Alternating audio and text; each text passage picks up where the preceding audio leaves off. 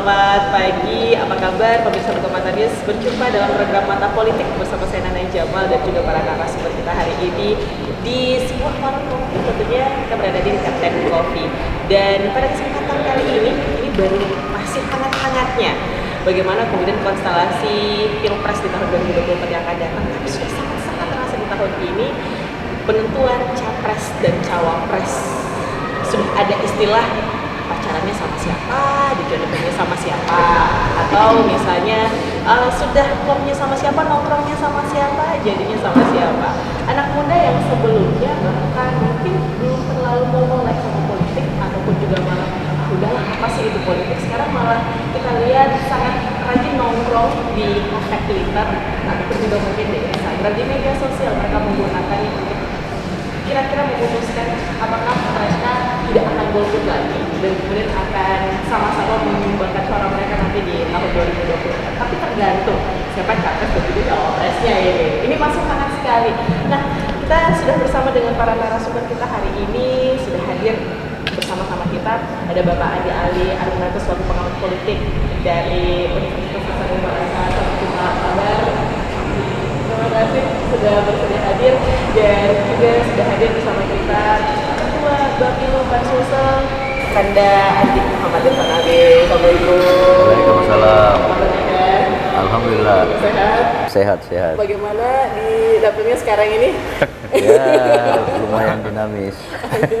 Apalagi dengan info yang terbaru ya. Ya.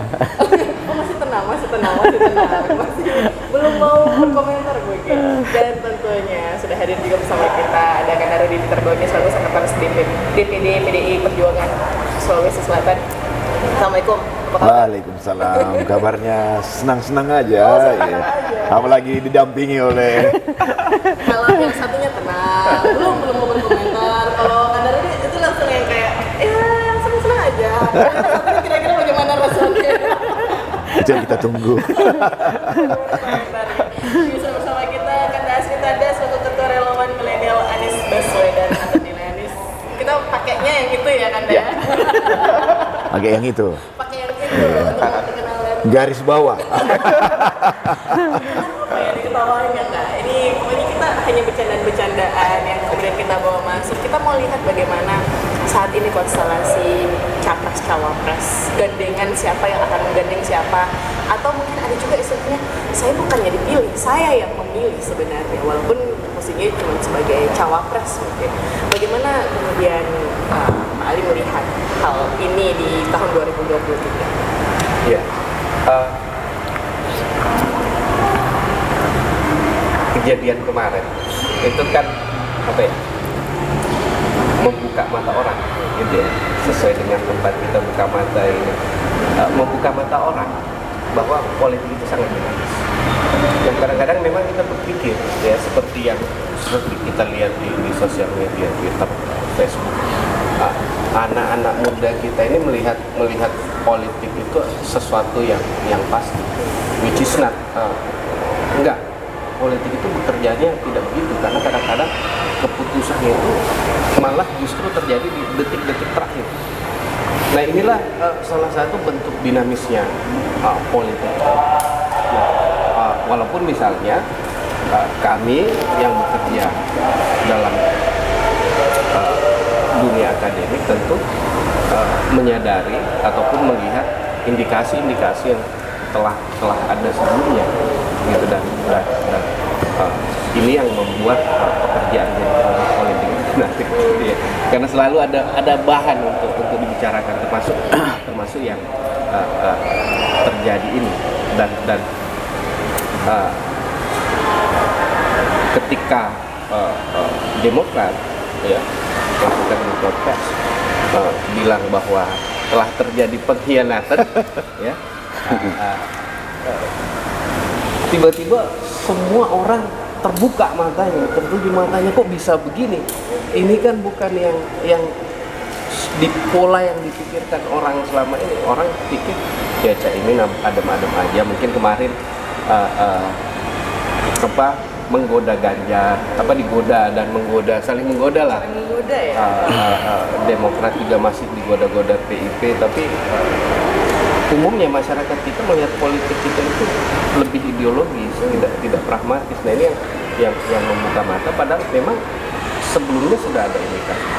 Salah satu yang memang dari awal saya rasa memicu kepanikan ketika PAN dan Golkar bergabung ke barisan koalisi Prabowo. Ini yang bikin orang panik. Kenapa? Golkar ini adalah partai yang menguasai luar Jawa. PAN ini adalah partai yang punya basis yang paling stabil. Ya, kita lihat dari pemilu-pemilu yang paling stabil itu PAN. Nah ini yang bikin orang panik. Kalau dia bergabung dengan Prabowo, ini jadi masalah besar. So akhirnya saya yakin Nasdem juga merasakan vibe yang sama ketika berita ini muncul. Nah, walhasil mereka harus mengamankan posisi itu.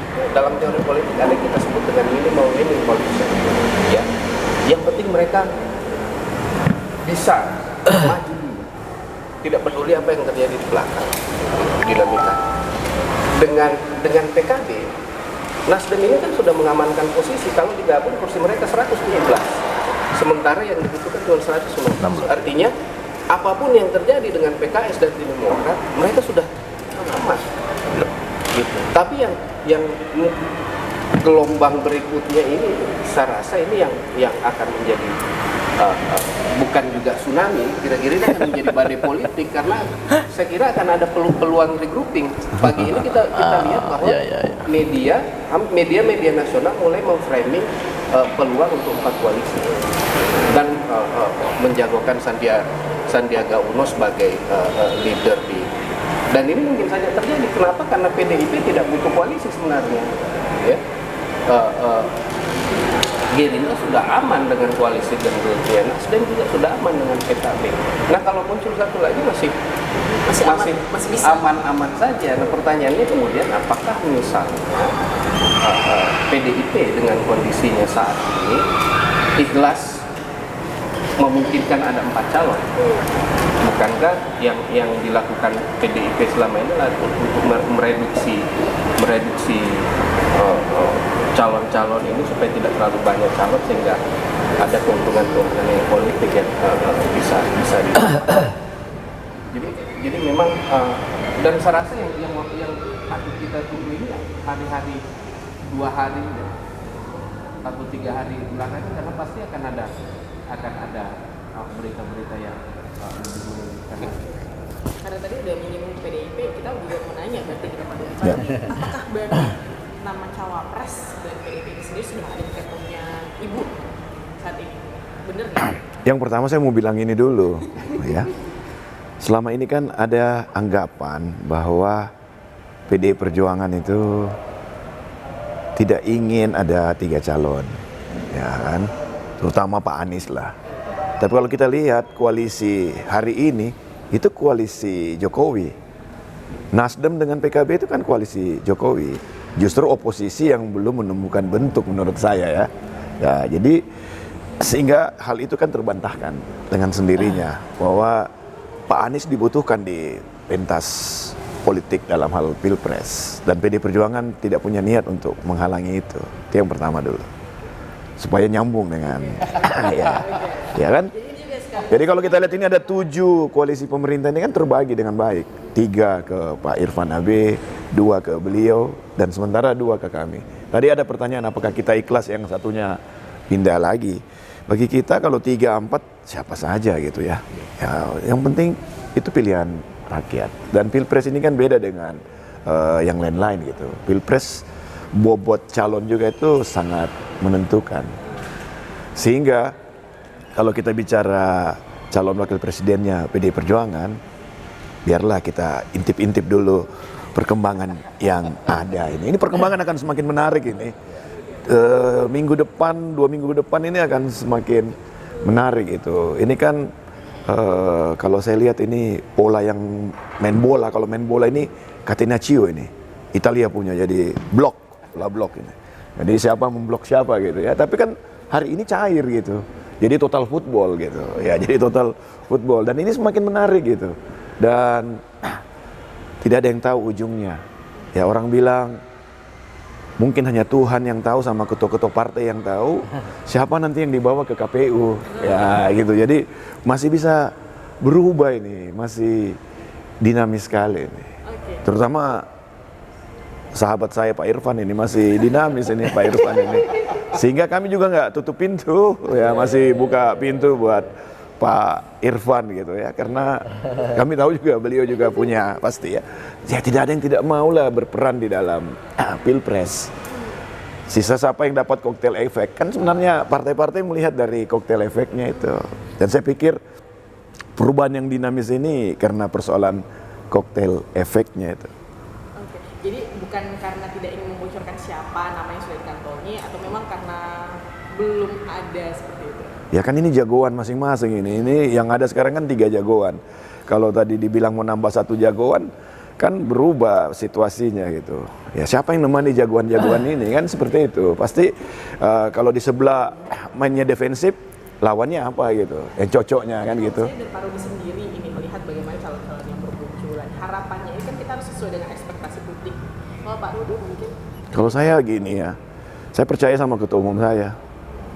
Bahwa ketua umum saya mampu berpikir dengan baik siapa yang pantas dengan Pak Ganjar. Kami di Sulsel kerja aja. Iya, biar jadi bagi tugas. Ya ketua umum berpikir siapa yang cocok, kami di sini kerja aja gitu. Kalau yang di bawahnya kerja sementara yang di atas awalnya sudah bergandengan, kemudian akhirnya kemudian harus menyatakan berpisah. Itu bagaimana ya Pak? Sebenarnya. Saya kira biasa saja sebenarnya dalam politik segalanya cair. Iya. Apalagi kita juga masih Pastri saya jauh. ngopi dulu Pastri ya. Kita masih cukup jauh kan dari deadline pendaftaran capres cawapres gitu. Jadi kalau menurut saya semuanya bahkan belum final ini kondisi yang terjadi. Cuman memang ada dentuman-dentuman yang membuat kita tersontak kaget gitu.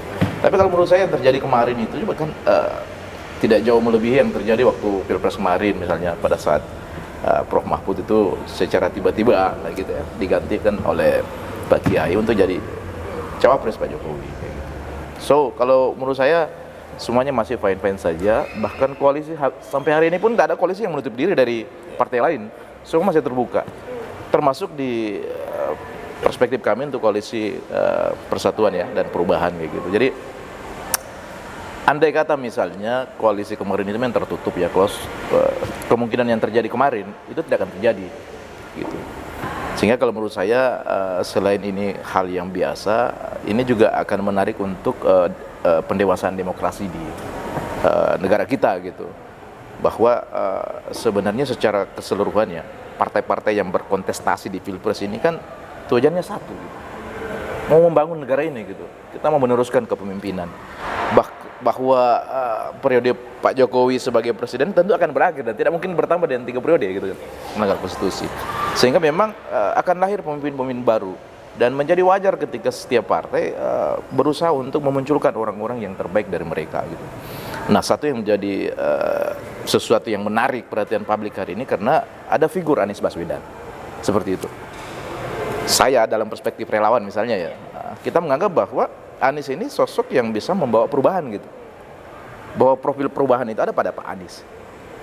Sehingga kemudian dari situ berangkatlah semangat untuk memperjuangkan Pak Anies jadi presiden. Jadi presiden, bukan jadi wakil presiden gitu. Dengan berpasangan dengan siapapun, memakai kendaraan partai politik apapun, no problem gitu. Sepanjang perjuangan ketika dia jadi presiden itu maujud gitu.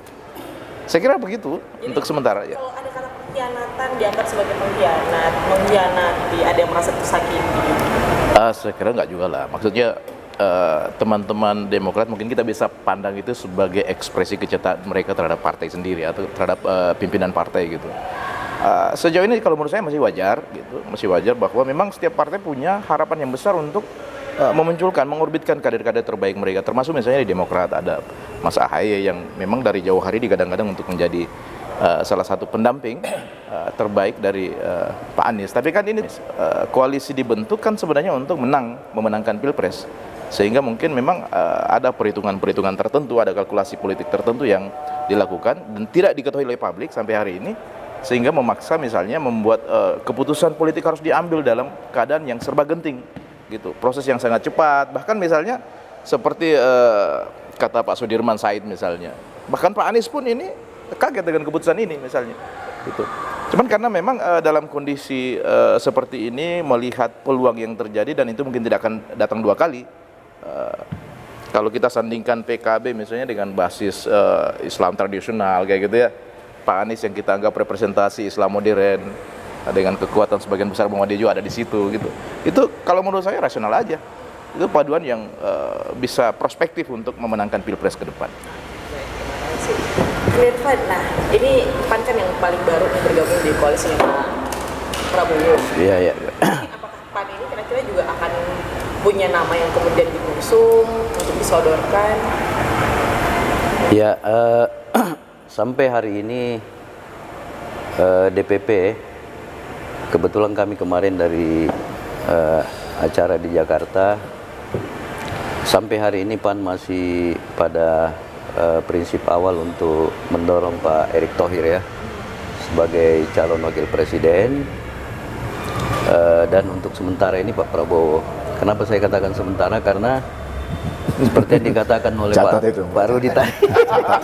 Catat. Saya kira Catat itu. semua kan sekarang ini serba sementara ya. Iya. Yang paling menentukan kan pendaftaran di KPU nanti. Betul. Dan dalam beberapa minggu ini kita lihat banyak kejutan-kejutan yang terjadi. Dan saya lihat kejutannya itu kita tidak hitung lagi dalam kerangka waktu yang sangat panjang. Kejutan-kejutannya itu bisa per hari. Beberapa minggu yang lalu misalnya kita melihat bagaimana PSI yang awalnya mendukung Ganjar ya, tiba-tiba sekarang sikap politiknya agak berubah ya. Yang kedua, bagaimana tiba-tiba seorang Budiman Sujatmiko yang beberapa waktu yang lalu kita lihat sebagai seorang aktivis, juga sebagai seorang fungsionaris di PDIP, tiba-tiba punya sikap politik lain. Dan orang tahu bahwa di masa lalu antara Pak Prabowo dan Budiman itu sangat susah untuk dipertemukan. Nah, saya juga ke Jakarta beberapa hari lalu, di depan mata saya kebetulan duduk di kursi paling depan pada saat itu, saya melihat bagaimana politisi-politisi kita ini, 4 orang ini, Caimin, Airlangga, Banjul, Caimin, Prabowo, siapa lagi, Yusril, itu sangat akrab cipika-cipiki, tapi tiba-tiba sekembalinya di Sulsel sini tiba-tiba Muhaimin sudah punya sikap politik lain. Nah, itulah saya katakan bahwa semua serba sementara hari ini kita lihat. Apalagi kita menunggu satu momentum di mana Mahkamah Konstitusi akan memutuskan misalnya umur minimal calon wakil presiden ya. Nah, kita tahu bahwa gugatan itu dilakukan oleh salah satu partai, dan pasti salah satu arahnya itu pasti ke anaknya Pak Jokowi ya, Gibran. Udah pasti nih maksudnya Ya, Pak. udah pasti menurut saya ke situ arahnya. Kalau ada batas minimal, harusnya ada batas maksimal juga.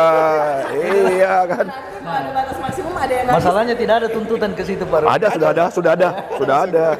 Dan itu bukan untuk cawapres saja, capres ya. Jadi kita tunggu putusan. Takutnya itu. kami Kalau itu berdua terjadi- aja nanti ya. Kalau itu terjadi, menurut saya akan maka ada kejutan baru lagi yang akan terjadi menurut saya. Kejutannya PAN ke kami kali ya. Ya, nanti kita lihat Pak Rudi. Jadi kesimpulan saya begitu, kita ini berada dalam situasi yang sangat dinamis, apa saja bisa terjadi. Termasuk seperti yang dikatakan tadi, kemungkinan boleh jadi ada poros baru lagi. Ya, karena saya melihat kecenderungannya semua koalisi hari ini hampir dipasti itu dalam kondisi bubar. Koalisi Indonesia Bersatu kan sudah bubar ya. Koalisi KKIR ya juga sudah bubar. Koalisi Perubahan juga sudah bubar.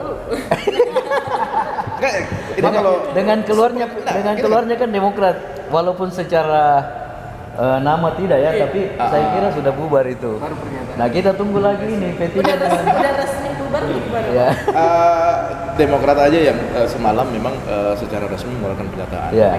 meskipun belum tertulis ya, belum resmi itu, tapi hasil sidang Mahkamah Tinggi Partai itu sudah memutuskan bahwa Keluar. Demokrat keluar dari koalisi KPP Ya, dan iya. tidak lagi bersama dengan Anies Baswedan. Ya. Tapi fakta ini menunjukkan sebenarnya tidak menunjukkan bahwa KPP bubar, enggak. Masih ada Nasdem di situ sebagai inisiator, kemudian ada PKS yang masih bertahan dan ada Madem saja, kemudian ada tambahan tenaga baru dari teman-teman PKB. Saya malah sebenarnya memprediksi bahwa dengan masuknya PKB itu akan merubah konfigurasi koalisi di luar dari KPP gitu. Bahkan tidak menutup kemungkinan misalnya, karena kalau kita lihat dalam sejarah Pilpres dari masa ke masa, yang paling banyak menentukan kemenangan Pilpres itu adalah kaum Nahdien sebenarnya. Statistik nih misalnya, dengan Nahdien 150 juta kurang lebih di Indonesia, 150 juta, dan kekuatan terbesar ada Jawa Timur dan Jawa Tengah. Nah ini kan sebenarnya juga sedikit banyak beririsan dengan teman-teman dari PDIP gitu. Jadi kalau menurut saya bahkan tidak memungkinkan, tidak mustahil ada misalnya kerjasama yang terbangun dengan teman-teman di partai PDI Perjuangan gitu, termasuk dengan P3, bahkan dengan PAN gitu. Saya sepakat bahwa semuanya memang masih serba sementara. Iya. Kalau menurut saya arah kita ke sana kan untuk menang sebenarnya, Iya. menangkan Pilpres Jadi dengan yang efektif. yang jelas sudah calon presiden baru Ganjar. Ya. Yang lain belum. belum ada yang didaftar. Yang lain belum. Yang sudah bisa jadi calon presiden baru Pak Ganjar. Tapi katanya dengan Pak Anies bergandengan dengan Caimin, ini berarti bermaksud untuk mengamankan suara di Jawa Timur nih Pak. Nggak, saya bilang dulu kalau yang saya begini. yang pertama dulu. Yang lain itu belum calon presiden. Kalau Karena saya- bisa berubah-berubah. Kalau saya kan itu semua masih asumsi-asumsi Iya. ya. Ya. Karena kami baru-baru juga mendapat rilis survei dari 3 lembaga survei, Poltreking Indonesia, terus yang kedua PT LSI dan SMRC. apalagi namanya SMRC. SMRC, dan semua membuat satu kesimpulan bahwa ternyata pilihan elit politik itu tidak identik dengan pilihan grassroots. Nah, ketika ditanya misalnya siapa yang Bapak dukung di pemilihan legislatif, katakanlah dia menyebut Partai Amanat Nasional. Nah, tapi setelah ditanya siapa calon presiden Anda, boleh jadi bukan Partai Amanat Nasional, boleh jadi misalnya Ganjar, Anies dan sebagainya. Jadi pilihan elit itu kadang-kadang beda dengan pilihan grassroots. Jadi saya kira jangan kita terjebak dengan asumsi-asumsi. Itu party ID yang masih lemah. Sehingga masyarakat berkontemplasi juga dalam memilih gitu ya. Saya minta maaf ya, kami dapat informasi mengenai Caimin misalnya ya. Ternyata pilihan Caimin itu tidak tegak lurus dengan pilihan grassroots yang ada, bahkan sangat jauh selisihnya. Itu kami dapat dari beberapa lembaga survei. Kalau kami on the track, ya karena kita ribuan ya, gitu. Ya 3 lembaga survei plus Kompas itu Ganjar ribuan gitu. Ribuan? Iya. Ribuan dari apa nih Pak? Ya dari calon lain gitu, yang merasa calon ya. Ya karena kan belum ada calon gitu. Saat ini Pak Rudi mengatakan bahwa kita paling percaya diri karena Pak Ganjar saat ini yang paling dinyatakan sebagai capres. Sudah pasti. Sudah pasti. Iya. Tinggal mencari cawapresnya. Iya. Kalau kita bicara soal suara nih Pak, soal suara, bagaimana kemudian daerah yang kemudian dikatakan diklaim daerah ini, kemudian dengan yang saya katakan tadi bahwa dengan Pak Anies bergandengan dengan Caimin, ini katanya mengamankan suara yang seharusnya menjadi basisnya Pak Ganjar. Itu kan matematika politik ya. Itu kan matematika politik ya. Pastikan hitungan-hitungannya ya, matematikanya begitu ya. Contoh mamanya Pak Anies. Pak Anies hasil surveinya kurang bagus di Jawa Tengah. Ya kan, Jawa Timur juga progresnya tidak meningkat. Tentu dengan kehadiran Caimin yang urutan kedua PKB setelah PDI Perjuangan di Jawa Timur, pasti ini bisa mendongkrak ya. Tapi tadi Pak Irfan bilang lain gitu kan gitu. Kalau kami PDI Perjuangan, kami terbiasa gitu, terbiasa sendiri, dikeroyok, terbiasa bersama-sama. Jadi kita fine-fine aja gitu ya. Oh, kalau masalah hianat itu menurut kami itu persoalan baper atau tidak baper saja, karena itu kan konteksnya beda kan. Semua partai kan punya kepentingan dan partai didirikan kan untuk merebut kekuasaan secara konstitusional. Pasti partai punya hitung-hitungan dengan saya ke A, ke B, ke C. Yang saya khawatir dari bahasanya Pak Irfan, bisa-bisa ada calon nanti yang kosong. Yang sekarang lagi rame-rame, ini nanti keluar satu-satu ini. Bisa saja gitu. Iya, dan bisa ada poros baru. Ada bisa aja poros baru ada. Ya. Masih banyak kemungkinan. Masih banyak kemungkinan.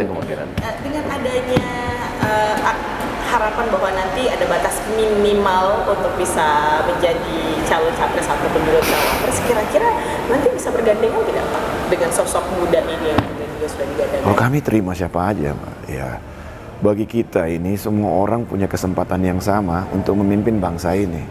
Pilihannya kan ada di rakyat. Kalau masalah umur, kalau ada batas minimal, harusnya kan ada batas maksimal juga gitu. Ya tentu kita beda dengan Amerika ya. Kita lihat Amerika saja.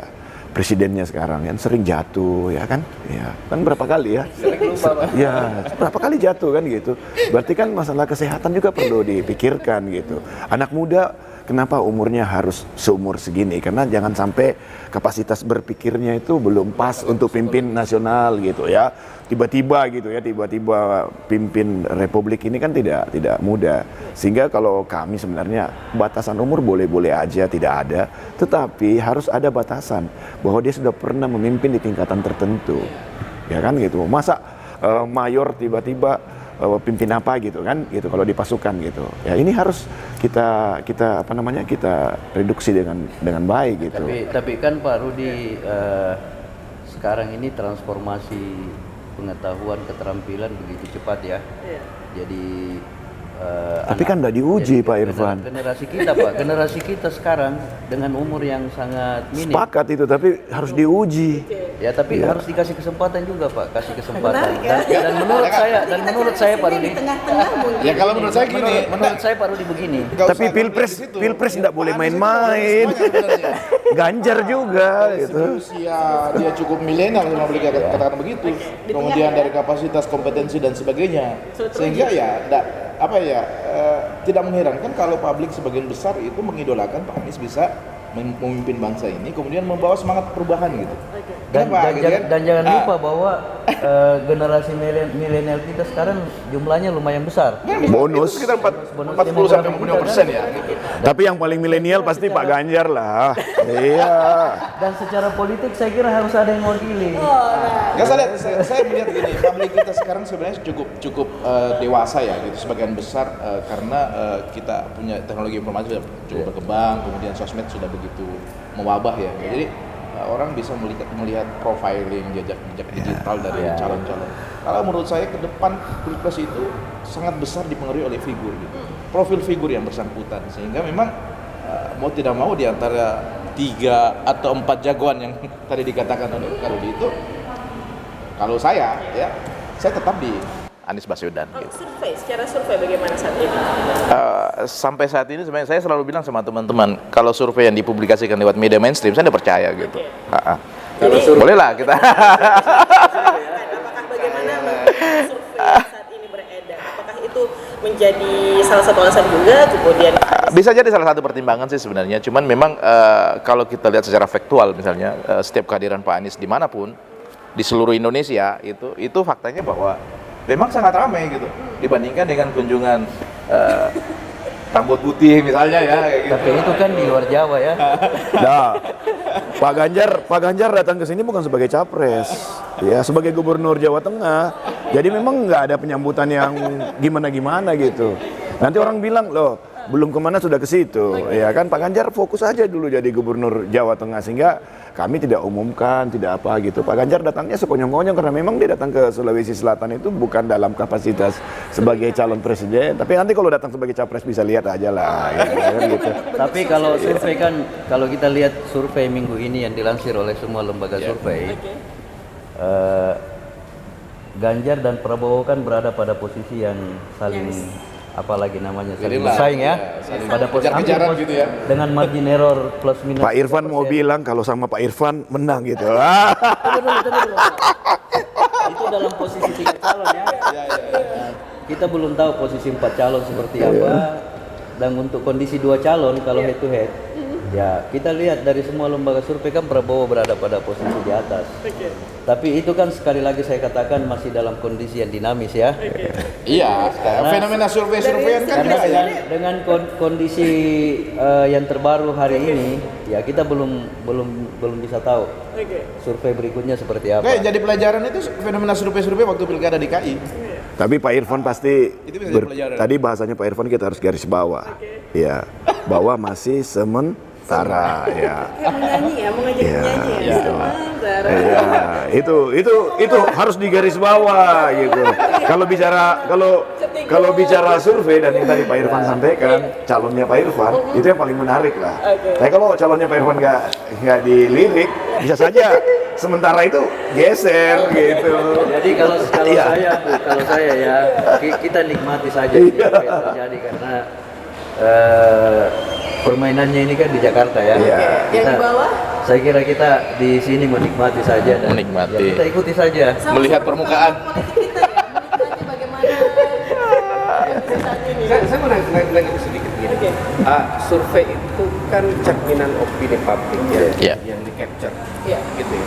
Dan opini publik yang mendrive itu adalah referensi, umumnya referensi orang itu adalah media mainstream dan media sosial. Kalaupun ada dari media sosial, orang akan pasti mengklarifikasinya ke media mainstream. Jadi yang saya mau bilang bahwa memang saat ini opini publik itu lebih berpihak kemana itu seperti itu. Tapi momen-momen seperti ini itu sangat mempengaruhi opini publik. Ya. Kita ini memanggil ingatan saya di 2004. Tidak ada yang menyangka bahwa SBY waktu itu akan sepopuler di akhir tahun berikutnya. SBY itu bukan siapa-siapa pada saat itu, hanya anak buahnya Mega. Tapi ketika terjadi SBY kemudian dipecat, disolimi, istilahnya walaupun Mega punya alasan sendiri ya bahwa dia berbohong ke saya, dia tidak transparan ke saya. Tapi kemudian yang muncul di publik adalah sosok tersolid. Dan kita tahu bahwa pada saat itu kegemarannya orang nonton sinetron ataupun acara-acara televisi, sosok-sosok yang tersanjung 2004 itu ada tersanjung Pak. Iya, tersanjung ya. Dan sinetron yang sejenis.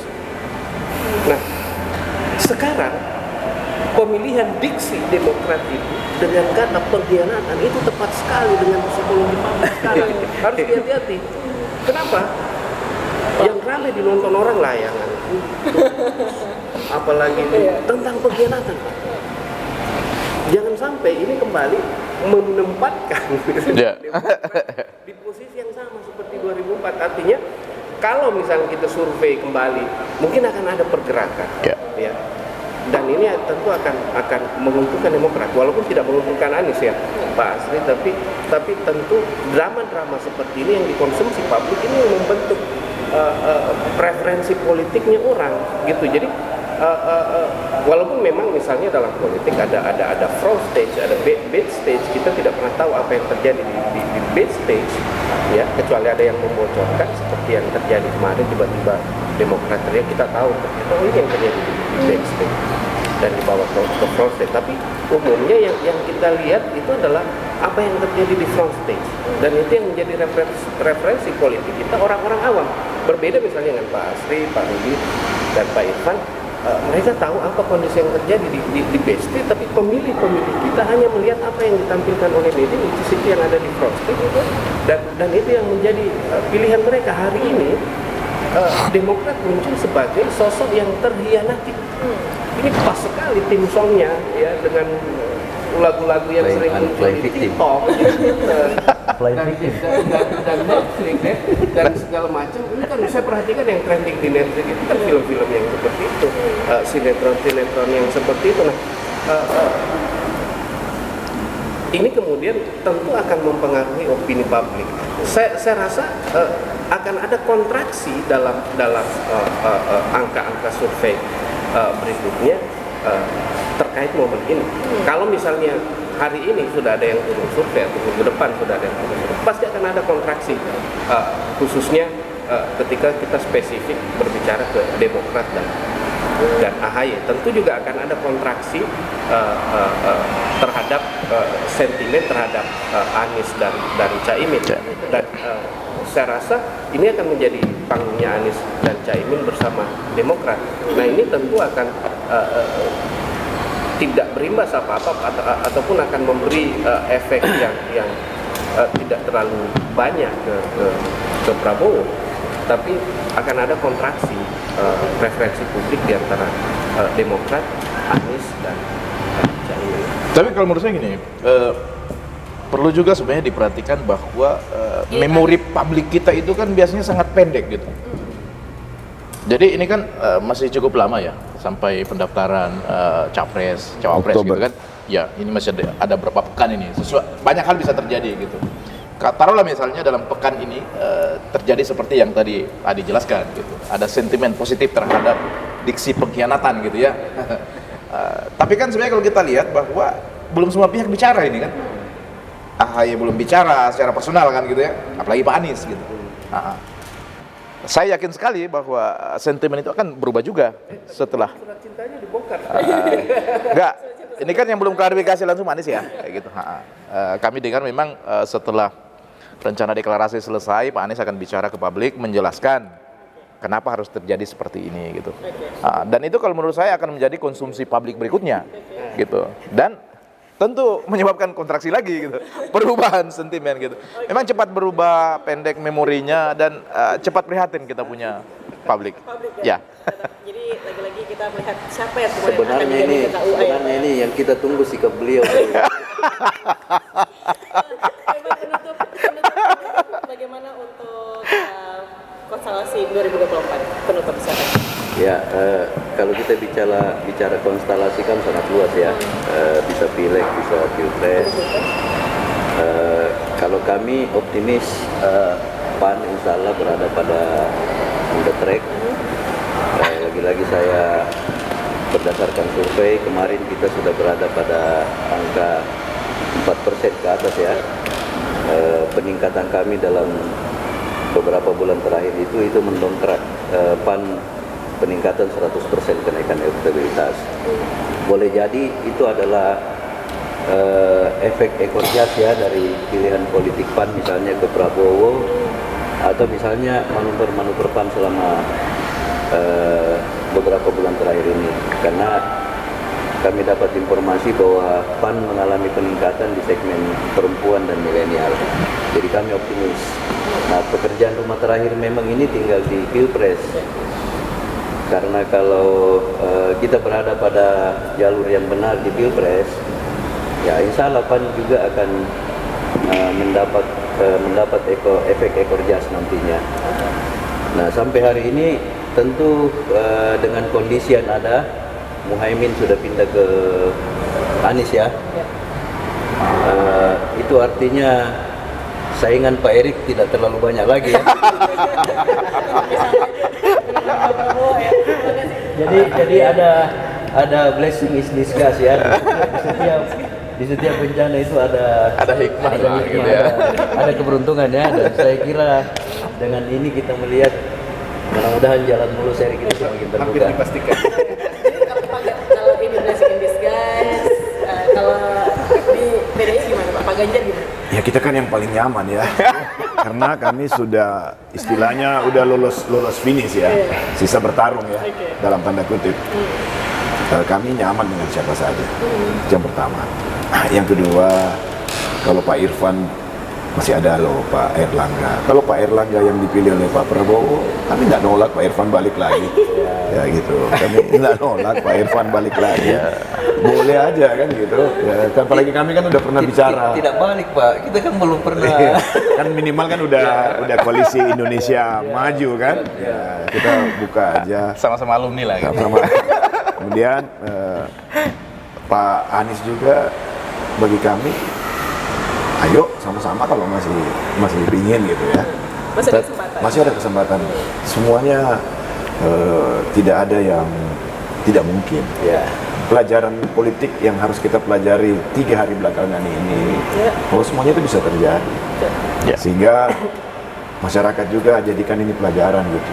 Kan ada yang bilang ini poros sudah tidak bisa lagi, sudah ada barrier, udah pokoknya udah buktinya kan Caimin bisa pindah kan gitu ya. Dan pindahnya Caimin ini kan kalau bahasa ya seperti supir bajai gitu kan, ya tiba-tiba gitu kan, nah gitu. Tapi itu pilihan loh yang harus dihargai, harus dihormati gitu. Caimin melihat bahwa dengan Pak Anies itu yang terbaik, kita hormati itu. Nah sama juga kami hormati Pak Erick Thohir gitu ya, PAN. Kalau gimana gitu, ya, bisa saja kembali gitu. Ya kan kita PDI Perjuangan yang paling tenang gitu, ya, karena semua bisa terjadi gitu. Cuma kita kan pasti hitung dengan baik, mau 4, mau 3, mau 2. Cuma kalau 2, kenapa selama ini tadi kita ngomong kenapa kami mau 2? Karena kita menghemat 8 triliun. Kalau 2 pasangan itu 8 triliun kita hemat gitu, habiskan gitu. Jadi ada 8 triliun lagi tambahan untuk putaran kedua. Dan kalau 8 triliun itu di Pak Irfan ini hafal sekali berapa bisa Tapi kalau jadi kelas sekolah-sekolah dan sebagainya. Tapi kalau saya, jangan kita hitung kerugian itu secara matematis ya. Mungkin kita hemat 8 miliar. Triliun. 8 triliun, tapi kita secara sosial nanti mungkin akan terjadi pembelahan ya. Oh enggak. Yang itu bisa. Justru kalau sebenarnya deh kalau bahasa pembelahan itu berarti kita tidak siap berpolitik gitu. Bagi kita, Ini kan pesta demokrasi. Bagi kita Pak Rudi itu Harus pesta. Tapi masyarakat kita kan kalau dua Ya, biarkan aja mereka. Saya mau ingatkan Kakak Rudi ini bahwa jalan yang relatif tenang, mulus itu biasanya melenakan. Jangan terlena di situ. Tidak terlena kita. Jadi kami memandang sebenarnya menjadi presiden itu seperti atau ibaratnya itu mendaki gunung gitu. Selalu menanjak, pokoknya banyak hambatan lah kayak gitu. Ketika tiba di puncak itu nikmatnya luar biasa. Yang terjadi dengan Pak Anies ini sebenarnya kalau kita runut dari awal itu sungguh luar biasa. Banyak sekali yang tidak suka sebenarnya beliau bisa menjadi presiden di negara ini. Padahal kami di relawan itu simpatisan melihat bahwa hanya dengan bersama beliau sebenarnya kita bisa berharap besar negara ini bisa kembali baik gitu. Setelah 2 periode bersama dengan teman-temannya Bapak Rudi kayak gitu. Tapi suka tidak suka itu kan dinamis juga. Mungkin karena kondisinya kemarin begitu tidak suka. Hari ini boleh jadi suka sekarang. Tunggu Mbak Anies ini, Mas Anies ini bagian dari Pak Jokowi loh. Bagian juga dari Pak Prabowo. Jadi cair semua. Pak Rudi ada kemarin saya nonton film, ada kutipan gitu ya. Dia bilang kalau kau sedang berjuang dan jalanmu mulus-mulus saja berarti kau salah jalan. Tapi ada bahasa gini memang. Terkadang jalan yang benar itu sepi. Iya. Jalan benar itu sepi kadang gitu. Yang lain ramai maksudnya. Iya. Tapi yang saya mau bilang gitu, segala sesuatunya masih sekarang masih seperti dinamis gitu. Belum ada yang belum ada. Semua masih fluid dan kadang-kadang memang dalam kondisi yang serba fluid ini justru kita muncul momen yang mengagetkan.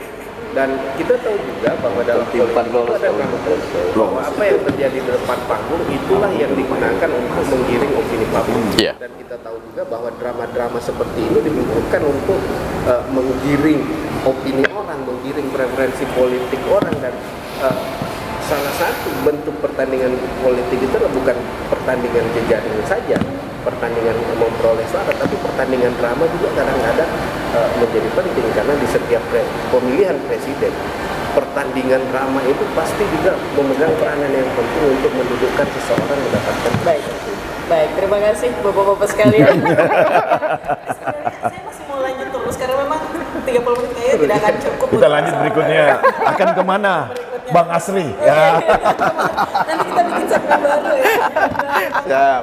Terima kasih banyak hadirannya tentunya di Buka Mata News untuk acara Mata Politik untuk membahas bagaimana siapa kira-kira yang akan berdampingan dengan siapa yang tentunya akan menjadi pilihan bagi masyarakat kita. Karena tentunya yang akan menentukan siapa saja pilihan masyarakat adalah para pemimpin-pemimpin kita di atas. Terima kasih sekali lagi atas waktunya. Kita bertemu lagi untuk membahas hal lain nantinya tentunya hanya di Buka Mata News tadi bersama saya Nana Jamal. Terima kasih banyak pemirsa.